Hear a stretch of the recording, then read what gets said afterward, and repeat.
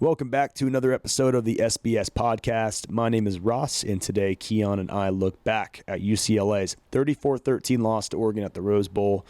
First, we discuss some positives. UCLA's tailgate scene is still as fun as ever. Overall, we are seeing some improvements to the game day atmosphere at the Rose Bowl in some spots, and we give a shout out to the students and their massive turnout in the Den as classes resume in Westwood. Lastly, of course, we are looking ahead to UCLA's big noon kickoff against Penn State this Saturday at 9 a.m. Pacific time, and that is all coming up next on the SBS podcast.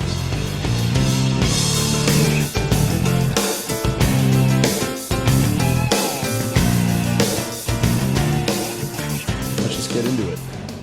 Let's talk positives. Yep. Positives. I finally got to watch a full game. It's nice to be back at the Rose Bowl. Yeah, it is. No matter what the product is, it is nice going to the Rose Bowl. I will absolutely say that. And maybe the quality of the podcast improves now that the self-proclaimed host is actually watching the games. I mean, I wasn't going to say it. That's a healthy prerequisite for hosting a UCLA podcast, is being able to watch the games. In my defense, with everything going on, I've done my best to keep myself up to speed, watching replays. Yada, yada, yada. For the LSU game, I was in Florence. But for the listeners back home, I was in Europe for the last couple of weeks. And in Florence, Italy, was actually able to sniff out an American college bar. I was going to ask you. Yeah, shout out to the Lions Fountain Pub. Actually came across a small contingent of UCLA students abroad who were, I was very proud of them. They were loud, they were supportive. We locked in for all four quarters. The first half was very fun. Mm-hmm. Second half, we paid far less attention because we all watched that game. But was that the story behind the live? Was that the group you went live with? I forgot that I went live. Yeah, I guess that is the group I went live with. Yeah, nice. And they all followed, and hopefully they tune in because they were great. Yeah. But no, that was great. It's great to be in Europe, but happy to be back on the show because we obviously have a lot to talk about. Another positive is that the tailgate scene seemingly still kicking. Will never die. And that's not surprising. I mean, it continues to push on. Lot H is where we were at for the Oregon game. That's really where you can go, man, to remind yourself. That lot specifically, I mean, I can't speak so much for the golf course. I have not been doing that section as much as I used to, but Lot H in particular, that's really where you're going to find, like, the diehards. You can remind yourself that there's still some passionate UCLA football fans out there. And just that UCLA sports culture, despite all this, is still hanging in there. And that begs the question, and not to already, just by the tone you can tell I'm going to start getting negative. It's not negative. I'm being constructive. So Bruin Walk came back this year, or the Bruin Walk from the bus to the Rose Bowl. Why do they insist on taking this like side entrance? Yeah, through that like fan zone that they've set up on the side. I don't know, man. Okay, like, don't make me leave my tailgate to come watch the team walk in when there's already this, like, there's a center, like, fire, like an avenue that goes through Lot H, where you'll find the biggest tailgates, the biggest parties, the most passionate UCLA fans. And it's a little bit longer of a walk. If I don't know if that's the issue, but God, if Bruin Walk was changed to go through Lot H and go through the tailgates, just the visual and that whole spectacle would be so great. And the social media content you could get from that with so many fans. And I mean, dude, there were probably 50 people at max at Bruin Walk. That was disappointing. I mean, you see it in Ole Miss. Yeah. I think they do the exact same thing that you're describing in Oxford. Yep. Through, I think they call it the Orchard. I could be wrong. Where the team walks through the tailgate section. And some of those pictures on social media are really cool. And it just, I feel like it hypes up the players. It hypes up the fans because they're there, they're drinking, they're barbecuing, they're doing their thing. And then their team is coming out and they're giving them their whole rah and hype. And I think UCLA could learn a thing or two from those kind of SEC traditions. Yeah, I mean, like name it like Bruin Boulevard. I've talked about that. Give it a name, make it iconic, make signs, balloons, sell those tailgate spots along that route for like a premium, make some money off of it. I don't know, dude, get creative. Yeah, there's a lot you could do with that. There's a lot you could do. Another off-the-field positive. The team entrance was actually very sick. I don't know if you were in the stadium for it, but I mean, I can't believe I'm actually applauding UCLA game day management for doing something right. But the Pyro Towers are sweet. The team run out, much improved, very cool new lights, new smoke. It's really just missing Van Halen. And I know I'm being a boomer with that. I know that's never coming back. It is so far gone. But honestly, dude, they need to pick a song and commit to it. I agree. Invest in a song, give it 2-3 seasons, and fans will start to associate that with the team, you know? And you could do it in a season like this where there's nothing else to talk about and there's nothing else to root for, and you pick a song and you have those fans who are here for the 2-3 years that are a little down. Yep. And they kind of embrace that as something, right? Something to cheer for. Like, it seems kind of dumb talking about these sort of things when things are like as dire as they are right now from an on-the-field standpoint, but you know what else is dire is like fan enthusiasm and fan engagement and young fans engaging UCLA. And I mean, the under 35 demographic, and in this sense, more like the under 15 demographic, like these kids have never known good UCLA football, if we're just being honest. And when I was a kid growing up in the Durrell era, neither did I. Yeah. But what did have an impact on me was just kind of seeing the spectacle. Back then, they were getting 60 to 70,000 people in the Rose Bowl. Van Halen, cool stuff like that. Bruin Walk was packed. Those are the things that made me a fan, that made me think like, man, this is something that's like really cool. And I can buy into this, even if the team wasn't that great, which it wasn't back then. So like, yeah, it seems kind of like silly to talk about these sorts of things, but having at least a good game day experience and things that make it memorable, like that's important. Yeah. I think they took steps in the right direction. I totally agree. I was at the Indiana game as well. And for the folks who listened to that recap episode, that was one of the few positives we talked about. And kind of the videos they would show, in between the quarters. I do have one gripe about the video they showed. The new one? The new one from this game. I thought the new one was sick. The new one was great. Yeah. There's one clip, and this isn't the same video they showed in the Indiana one. Okay. And it's Chip Kelly talking to the team, at Wasserman. They played that? They played that. I just remember because I was already in such a sour mood. Ross, I'm sure you remember. And they showed that, and that just kind of killed me a little more. I know this is a positive section. The videos are great, except that one scene, which should be a really easy cut and replace. I'm sure you have enough film from Foster coaching now. So how about this? Cut the Chip clip, and game day team, we'll give you a B. Easy. A B. Yeah. You're historically a D-. So here's your B. And you know what? You know what they always say? Winning fixes everything. Exactly. Which is 95% true, if not 100. Anyways, another thing. Den turnout. I want to give credit to the students. This was their first game back during classes. Classes just kicked off, and boy, did they turn out, man. They did. Yeah, that was I think the move to put part of the Den behind the bench was ballsy and good, and I think most importantly, it looks good on TV. Yes, it's exactly what I wish basketball would do. I was going to bring that up. You're right? Yeah. It's like... Because the Den in Pauley is generally packed every game, and it's generally rowdy, and it's generally, even, years like last year where basketball wasn't the best, it was still really good. And instead, we're showing the other side, which is not always filled, let alone even if it is filled, it's filled with people who barely stand up. And look, those are the people that want to be behind the bench, and anyone that's been to Pauley Pavilion, that section that is shown on TV behind the benches, it's the older crowd. And I mean older crowd. Yeah. But they're the ones that are giving money to the program. It's the premium seats. Yeah. And they want to be behind the bench, and they don't want to be moved. So I'm not really knocking UCLA for that. But you look at schools like Washington. They have their student section that's fully shown on TV. Like Oklahoma State. There's like certain programs that come to mind that do that. Duke. Yeah. Well, I think that's all the way around the court. But I'm saying like we're a blue blood. We're a basketball blue blood. How are we playing second fiddle to schools like Washington? Because it just looks so bad on TV. But if you're actually in the arena, it's great. It looks great. Yeah. So hopefully, who knows, down the road, make some changes. Another shitty thing about the change to the Den layout. What a shitty year to do it, because I feel like that only really works if you've got something to heckle the other team about. We're like, what are we going to heckle teams about right now? Like, you're only up 3 scores, bitch. Check the spread, bitch. We covered.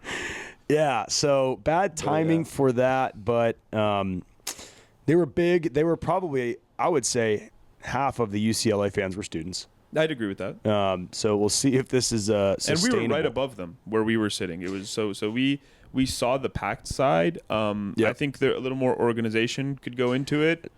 I'm glad you said that. So sadly, they looked good, but they did not sound like it was more than a couple thousand kids. And that's a problem, again, both in football and basketball, where the numbers are there. The kids will turn out, but there seems to be a total lack of any idea as to how to be an effective student section and how to be an actual home court, home field advantage. And, dude, I'm almost like, can we get Martin Jarman? He's the king of doing everything but things that actually matter. So I think this falls under his wheelhouse, technically. How about you make it a part of, like, student orientation where, like, you have to take a fucking course on how to be a member of the student section and to be effective, when to get loud, when to stand, how to do these chants, because there's no cohesion there, man. Everyone just, they're there, but no one knows what to do, and they're dead silent. Yeah, and at basketball, it's a little better because Paulie's obviously it's smaller and you can hear more, and it's the kind of the sound, how it's set up in the stadium. But the Rose Bowl, I feel like on those third downs, those big moments outside of, let's say in the last 5 years, outside of maybe 3 games, I can't think of any moment where I would look around the Rose Bowl and I'd be like, fuck yeah. Yeah, well, you know what it needs is you need someone that's ballsy and aggressive and someone that's going to be willing to kind of embarrass themselves, to kind of say, I'm going to take control here and here's what we're going to do. Because right now you hear these kids on the mic and I don't know, it's like there's some commitment to getting the most high-pitched, girly voice on the microphone to lead these chants. Dude, I walked into the Rose Bowl on Saturday, and there was some girl trying to lead a UCLA chant, and it sounded so silly. I was walking into the Oregon section. It was collective laughter and, like, wincing from embarrassment. It was like, oh, my God. It was horrible. Like, is it wrong to say, get a dude on the mic that can really fire some people up, that's going to be loud, going to be aggressive, and start shit? Because there's just no leadership. Yeah, and I don't know if it's a den thing or if it's a athletics thing or spirit squad, but yeah, I think steps have been made in the right direction. But the one positive maybe about having a season where there's not a lot of eyes on us is you could try things out and see what doesn't work. Sure, put somebody who maybe wasn't your first choice and see if they get anybody riled up. People were clowning. I know we're carrying on here, so we can edit this down, but. People were clowning USC basketball for doing that DJ thing. Yeah. And look, their execution was really embarrassing and stupid, and USC basketball is inherently embarrassing and stupid, so that added to it. But I think the idea is good, where they have zero fan enthusiasm or support from the student body at that school, but they went out and got a guy that is directly engaging them the whole game. Now, the way he does it is embarrassing and just so silly, but I kind of like the idea where they have a dedicated. But he's willing to make a fool of himself. Yeah. For the cause. That's their Jeff Strand. Yeah. How many times am I going to bring up Jeff Strand on this show? There just needs to be someone to fill that gap for both the entirety of the venues as well as one specifically for the students. So just wanted to make mention of that. But anyways. Let's talk this Oregon game. UCLA falls to the Ducks. What was the score, Keon? Was it 34 to 13? Is it safe to say that score is a little deceptive? Yeah, totally. Yeah. I think because you take out that pick six. Yeah, and that pick six could have been a touchdown. The receiver fell down. I mean, but hey, I don't want to take away from Addison because what a game for that dude. Yeah. Coming back and playing his former team, that's the best defensive showing we've seen from anybody on the defense this whole year. So, seeing us, what is he, 6'5", 6'6", 6'6", seeing a guy at that height make plays on defense was certainly fun to watch. Hopefully he's okay. We saw him go down with kind of an awkward looking injury, but made some big hits, had a pick six. Yeah, aside from the pick six, I think that score could have been a whole lot worse. It almost seemed like Oregon stopped playing in the third quarter. Yeah. Well, I don't think Oregon is really that good on offense, but I also want to give a little bit of credit to the D. They only gave up 6 points in the second half. And right now, you've got to just really look for some positive takeaways. Recovered. Yeah. If you recovered, and if you're going to just continue to talk UCLA football and to stay engaged during this season, I think you you only give up 6 points in the second half to Oregon. I'm going to notch that one to the defense. Yeah. I mean, we could beat the same drum every week if we really wanted to about all these things. Yeah, I made a mention earlier that it's starting to get a little difficult, especially on the offensive side, to discuss this team without hopefully boring the listeners. I mean, the run game obviously continues to just simply not be there. It's a problem. It's just a problem. Yeah, and I always start with the run game when recapping these games. Because it's really important to acknowledge, and it's pretty simple. This was one of the top run games in the country last year, and now it's one of the worst. And it's largely the same group. It's like the same personnel as it was last year. Last year they were 16th in the Power 5 in 2023 in rushing yards per game. They are now 131st in FBS in 2024. Out of 138. I read 134. Oh, okay. Then yeah. But hey, sounds like we can agree that it's one of the worst. Bad. One of the worst. I mean that, and here's the thing, dude, is that like I mentioned, it's mostly the same group of guys. You have the returning running back, starting running back T.J. Harden, a backup that comes back in Keegan Jones. Sure, you lose Carson Steele, but dude, despite how good he looks in the NFL.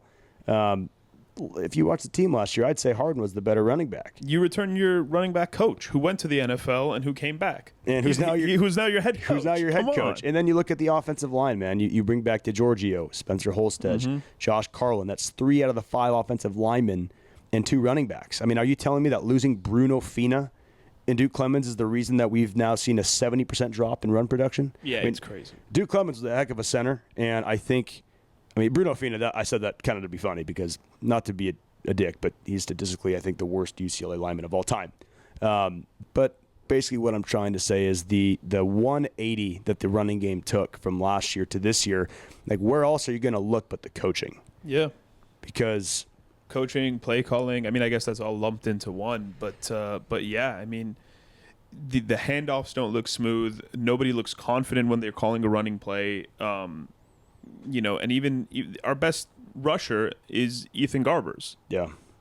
You know, which is a whole other story to get to, but like that just tells you all you need to know if you want to distill it down to one sentence. Well, I was looking at some of the stats from the game, and I think a very important stat that sort of kind of puts it in context for the listeners of how important it is to even just have a mildly competent run game. UCLA went 1 for 10 in third downs against Oregon. And dude, that's what happens when the run game doesn't exist and you can't stay on schedule as an offense. You can't stay ahead of the sticks. You can't follow your script.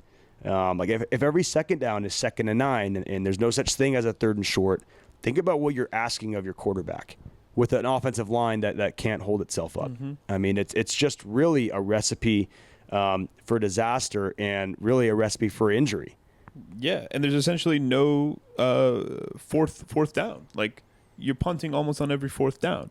Yeah, you could create a game scheme if you wanted to, and you're like, okay, yeah, we might get to a 3rd and long situation, but like if we're in this part of the field, if the score is this like this, and you have some football IQ in your game plan, you could set up something. Yeah, do a 1-yard rush to set up a passing play, but it's just completely out the window. Yeah, like 4th and 15s. Yeah. I mean, that's why I feel like we've seen so many surrender punts out of Deshaun this year. I think he gets freaked out when he sees these 4th and longs. When regardless, you should be going for them, regardless of what the down and distance is.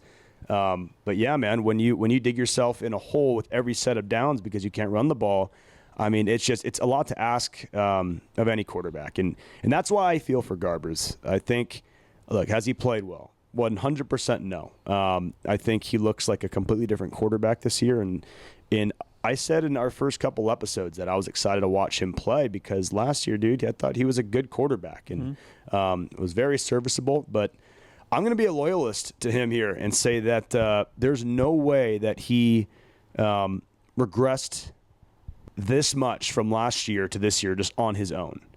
I don't think that just happens. No. You have to look back to Eric Bieniemy's offense. Like, I remember reports came out over this offseason. I think it might have been Garbers that said it, where he was like, this offense is so complex. Yeah. And they were like having to dedicate sessions to just shortening the names of the plays. Yeah. LA Times had an article about that. That's what I thought. Yeah. It's like a well-known thing that this guy, that Bieniemy came in like trying to install this West Coast offense where it's like, dude, how many months did he have to install this? I mean, he got brought on in late February. 4 months, 5 months, really, until you need to actually start game planning for the season. Yeah. But going back to Garbers, I mean, I just think he has become a byproduct, like a tragic byproduct of a lost offensive line and a complete lack of a run game. We've seen flashes. I do want to give him credit. Yeah. Because we've seen flashes in the first half of the LSU game.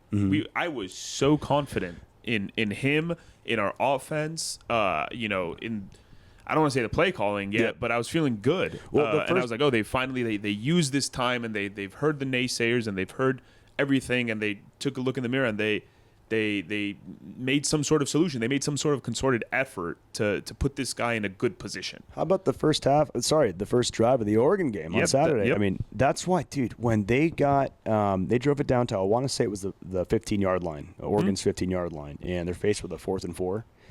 I remember the second that fourth down got brought up, I said, oh, he's going to kick it.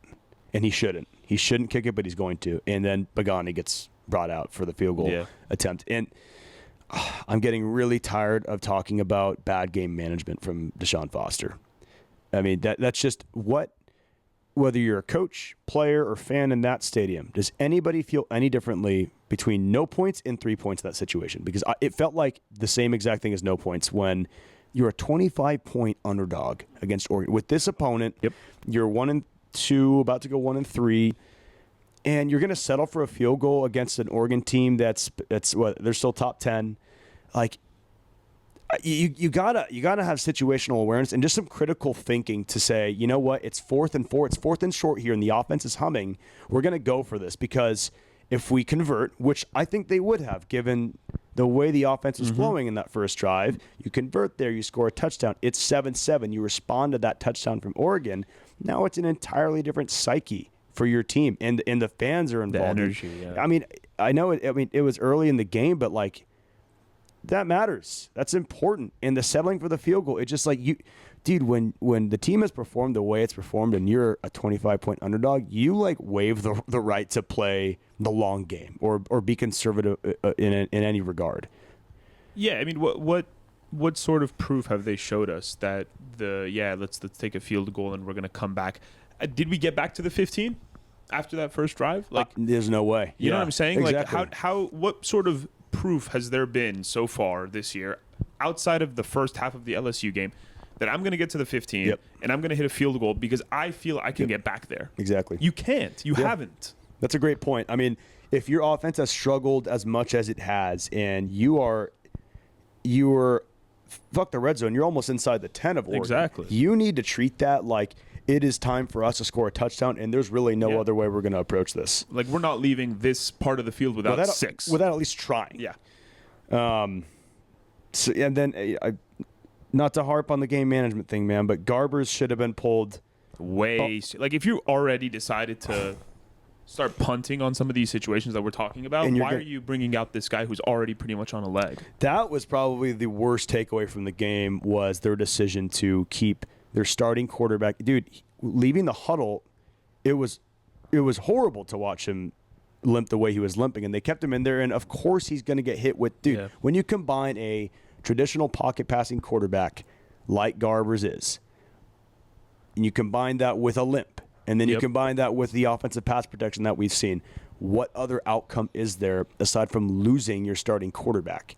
It just makes no sense. And listen, he's a competitor. He's a power forward starting quarterback. He'll want to go back in. You could say whatever you want about Ethan Garbers, but I assure you, when he's asked if he wants to go back into a game when he's injured, he's going to say, yeah.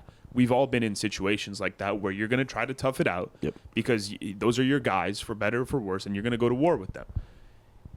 But there needs to be an adult in that situation that says, hey, listen, man, this isn't the time to do this. This isn't the fight you need to put up right now. If anything happens, which it did, you're going to be out for longer, and we're not going to be a better team for that. So let's move on from this game. And if you've already, like we've said, you've punted, you've already moved on. So why are you putting this kid into a physically dangerous position even further? Yeah, it didn't make any sense. Hopefully Foster learns from that one. I think it's still TBD on if we're going to see Ethan back against Penn State. I saw he was on the bike today. Yeah, I'd heard that he was on a bike, heard that he was in a boot. So fortunately, no crutches or any reports of anything too serious. But we're hoping Ethan's okay. But let it be a lesson learned, man. When your starting quarterback is limping and you seemingly are giving up as a coach on the game, you pull your guy and you protect your guy. Like we just finished 4 games. We're done with the opening third of the schedule. Yep. We're in a bad spot. Things could change, sure, yeah. But if you lose your quarterbacks, it's only going to get worse. Yeah, no, it's a really, really it's a delicate situation. Yeah. Because I can't see a path for UCLA to win another game without Garbers, and that might come as a surprise to people because they think, oh well, Garbers has looked like shit. It's like, yeah, but what other? Sure, he has looked like shit, but in the few times where UCLA's offense has shown anything, it's obviously been through the air because nothing has happened with the run game. So you need to preserve Garbers. I guess we'll quickly mention the defense. It's been 3 games now since UCLA has registered a sack. The last sack it got was against Hawaii, and this was a concern we had all offseason. The departure of UCLA's nationally elite pass rush, mostly to the NFL last year. I don't think I've ever lived in... It's like cones. Yeah, I don't think I've ever lived to see a 3-game stretch without a sack. It's like cones. You have dummies. Nah, I don't want to say that. I'm not going to. Whatever. But, I mean, Toya, I know he gets double teamed, and I didn't really get a chance to really rewatch him on film, but I feel like I haven't heard his name called all season. Nope. Keanu Williams is out, so the front, not front 7, because the linebackers have been sort of a bright spot. Yeah, but Kay Madrano's been probably the bright spot of that. And like we mentioned, Addison played a good game, but I think if you're going to talk the defense, the only thing that's really going to jump out at you is that they can't get to the quarterback, and until that gets fixed, we're going to be talking about the same thing every single week as the reasons as to why UCLA came up short. But I say let's look forward. Let's talk Penn State. We all knew that we had this sort of 3-game stretch circled on the schedule. We were calling it the gauntlet, where UCLA played LSU, played Oregon, Penn State, 2 of those coming on the road. Dude, I think after several weeks of football and watching some film, you could confidently say that Penn State is the best of those 3. And I think the score was deceptive. Oregon did not blow me away against UCLA, nor have they really done so against any opponent this year. And we all know that LSU has their fair share of issues. And dude, looking back, you could almost make the case that the most quality opponent that UCLA has faced this year is Indiana. By far. Yeah. I have fully jumped on to the Indiana hype train. Sure. Since then, watching them in person. And they have now like a 35% chance of making the college football playoffs. They have a legitimate shot of being undefeated when they go into Columbus to play Ohio State. I want to say they've got, outside of Ohio State, they have a favorable schedule. Yeah, they have Michigan. But Michigan can't make a forward pass. Yeah. You might take Indiana. Indiana might be in the Big Ten championship game. Boy. I mean, I want to talk Penn State, but just because we're on the topic of Indiana, I think Indiana is a case study of what UCLA could have done this offseason. And it just hurts so much to watch because Indiana is such a historically bad program, and just it took one offseason of an influx of a winning 3-9 last year. And now they bring in a smaller yet successful program where you infuse all these players. It's like a transplant. Yeah. They got a hair transplant in the world of college football, and they look so handsome. And they're pulling all the ladies now. They look beautiful. I think if look, you look at UCLA's schedule next year, man. It's not great, and fuck the schedule. You look at who UCLA's losing. You think this year's bad. I mean, I don't think the talent is really even that bad this year, but if you think it is, I hope you don't look at next year's roster.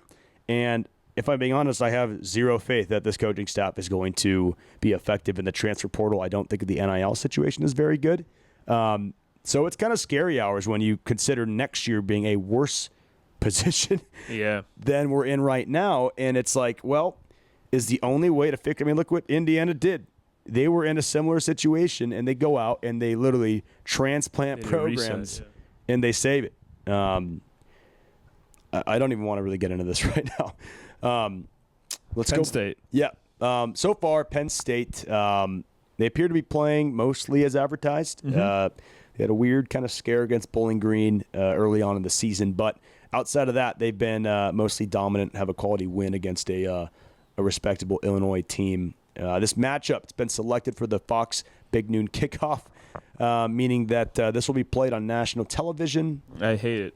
It's really that kind of first game of the day. Kicks off a lot of people's Saturdays, so there will certainly be a lot of eyes on this one. The spread opens with UCLA being a 28.5-point dog to the Nittany Lions. Yep.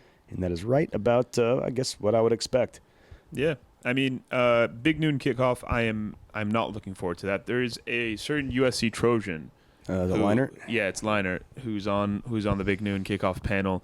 Who I hate, and who I will hate listening to. I don't think I'm actually going to I'm just not going to watch it, I don't think. Yeah. But the only bright spot about this being a Big Noon Kickoff game is Gus Johnson. Yeah. Will be calling the game. But outside of that, I don't like the attention the negative attention that's going to be thrown our way from the national media, as they do the picks, as they do all the stories covering it, because it's going to be a Penn State propaganda show, which, I mean, they deserve. It is, yeah. And it'll just be bashing us, which we also deserve. Full agreement. When we look at this game, this matchup, I guess when it comes to things that you really just look for, I guess want to see. I mean, like there's the things that go without saying. I'd like to see the run game improve. All that aside, man, I think the biggest thing for me is to see if, namely Bieniemy and Foster, are they able to just make some changes at least on offense to just protect the quarterback better? Even if they're successful in it or not, just to maybe introduce new packages. I don't know if it'll be Martin. I don't know if it'll be Garbers. But to be fully honest, I don't really know if it even matters who starts. I just don't see a situation in which UCLA can hang. So I don't think it really exactly matters who starts. It's just the coaches need to make a decision. Is it smart to play Garbers? And we've already talked about this. Because when you look at the remaining schedule, Keon, like the back half of this schedule is when UCLA starts to see matchups against programs that look more realistic from a competitive standpoint, that these teams are teams that UCLA could beat. Look, you got Iowa, Rutgers, Minnesota. I mean, sure, you've got Nebraska and USC. They've looked okay, but neither of them I would call true contenders. Fresno. So do you really want to throw your starting quarterback out to the Wolves against Penn State when we all kind of saw 1-4 coming? Why don't we rest our guy? And he probably shouldn't play in the first place, but rest him and then have him healthy as possible for this back end of the schedule where you could maybe win 3 or 4 of those games if you actually find a way to right this ship. But you're not writing anything without your starting quarterback. So, to be honest, I want to see Justin Martin on Saturday. Yeah, and I think that decision should already have been made. Yeah. I think, if you're committing to Justin Martin, that you have told him today, we're recording on a Tuesday, or you told him Monday, that, hey, you're going to be starting against Penn State. Ethan Garbers, you're not starting because of you're injured. We need to save you, whatever. He needs to, I'm sure he got all the reps since, and he needs to be surgically put into this game plan.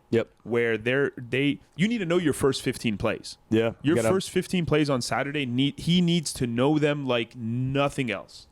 And he needs to feel confident in them so he can build some confidence with his offense that he hasn't had that many reps with in one of the most brutal, environments in college football. That decision should have been made yesterday. Yeah. Whoever starts, no more fucking 5 to 7 step drops. The ball's got to get out of the quarterback's hands quicker. Maybe more 2-3 step drops, just shorter, shallow routes underneath to let this offense kind of get into some kind of rhythm and keep the quarterback off the turf. I don't know. Maybe experiment, bring in a tight end, more bodies along the offensive line.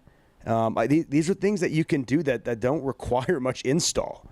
Yeah, and you should have. I hope that whether you're Ethan or whether you're Justin, you have some safety blankets at receiver. You have, whether it's Loya, which I don't think it is this year so far, it's either Rico Mataveo or it's Quasi so far that we've seen. Draw up some plays to get those folks open and giving them an easy pass to them. Just you gotta make your quarterback feel confident, feel safe. If it's that quick pass, just hey, maybe it's a slant route. Quasi is quick. Generally, he's one of the fastest players on the field in the first 4 games. How about some trick plays? Something. I mean, like what we saw from Detroit. There's got to be something in the playbook. I mean, you got Keegan Jones, who we never see. I don't think he had a carry against Oregon. I don't know if Logan Loya had a catch against Oregon. Like, these are good football players, man, and they're not getting the ball. J. Michael Sturdivant didn't have a catch against Oregon. Can we not get this offensive guru in Bieniemy, Mr. Super Bowl, to find ways to get these guys even just the ball in their hands? Like, just in a maybe it's a jet sweep. Maybe it's something. That's what I'm saying, man. Spread the field more. Maybe a double pass or double reverse.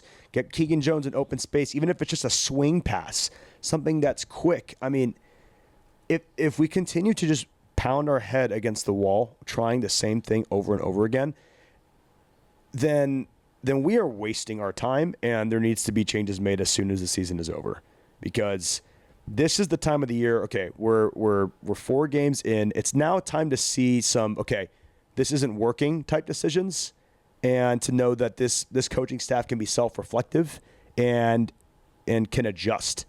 Because if they go out and they continue the same shit, then it's like we are wasting our time. Yeah, I mean, that reminds me of the saying that failure isn't failing once. Failure is continuing to try to do the same exact thing and expecting a different result every time. Yeah. We've had 4 games. We've to the credit of the team, we've played 2 games on the road, 2 games at home. They look phenomenally better on the road. Like, they don't look great, but I think they look way better on the road so far. Yeah. So maybe there's something to be said there, but yeah. Well, we will see. Score prediction wise with the Penn State game, I've made a pointed effort to be more positive on this show, but I'm not going to be because I feel horrible about this matchup. I think UCLA struggles primarily on offense, and they're going against the best defense that they're going to face all season in the loudest environment that they're going to be in all season. I know LSU fans would probably hate to hear that, but that was a hot-ass game, and I think a lot of people left at halftime. I think this is a big noon kickoff, and Penn State fans are going to be there the whole game. And that team's going to be out for blood, man. I think it's a scary situation. I hope that they don't put Garbers out there, and I hope that UCLA finds a way to kind of just, go out there, compete as hard as you can, but you got to look at the bigger picture, and there's a lot of winnable games down the road. So I could see this one getting out of hand. I could see Penn State covering, so I'll go like 35-7 Penn State in this one. Yeah, I mean that's close to what I was thinking. I also see them covering. I have 38-9. I don't think we get a touchdown. Yeah. I don't know where it's going to come from, unless it's a pick six, to be honest. We haven't scored an offensive touchdown since the first half of the LSU game. Since the first half of the LSU game, so it's been a game and a half. Yeah, you kind of just got to wonder where's that touchdown going to come from. We'll see. All right, let's shift over. Actually, we're going to close this time with Gettin Parlayed. Yeah. I'm going to go with Nebraska versus Rutgers over 41.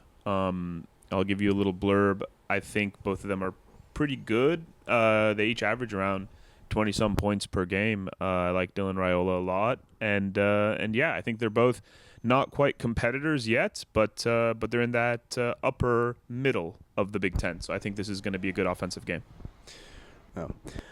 All right, I'm taking Washington money line against Michigan, which is I think a very interesting matchup. It's a rematch of the national championship from just last year. This one's being played in Seattle. Yes, Washington is coming off a loss at Rutgers, but I think Rutgers is actually a pretty good team, and I think Michigan is they're just looking too suspect to where I think that this is a trap game. I don't even know if you can call it that because the spread is only 1.5 points against Washington. So pretty much a coin flip. The spread is actually only 1.5 points in favor of Michigan. And the over/under is set at 40.5. But I'm going money line here. I think that the Huskies pull it out. and that will be the and maybe without Kyle this time, this time we win. That's exactly what I was getting at, is that we have Kyle relieved of his duties for the week, and I think we go 2-0 here and we'll go 1-3, getting parlayed all time. That would be 1-3. Yeah. All right, right on. Well, that's all we've got in store for you guys today. We will be back next Thursday with another episode recapping Penn State and looking ahead to Minnesota. So we'll see how this one plays out on Saturday. But thanks again for tuning in, and we're looking forward to catch you guys next week. Go Bruins. Go Bruins.